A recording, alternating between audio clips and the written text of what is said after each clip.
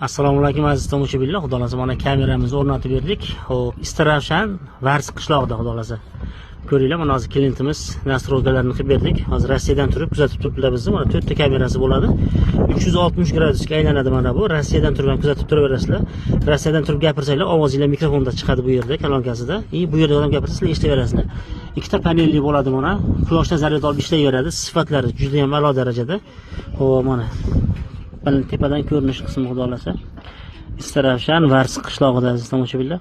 Bundan keyingi Chorvoqda bo'ladi xudo xolasa. Kimga shunaqa xizmatlar kerak bo'lsa. Ovoz bo'lyapti, ovoz. Zo'r aka ovoz. O'zingiz tinchmisiz?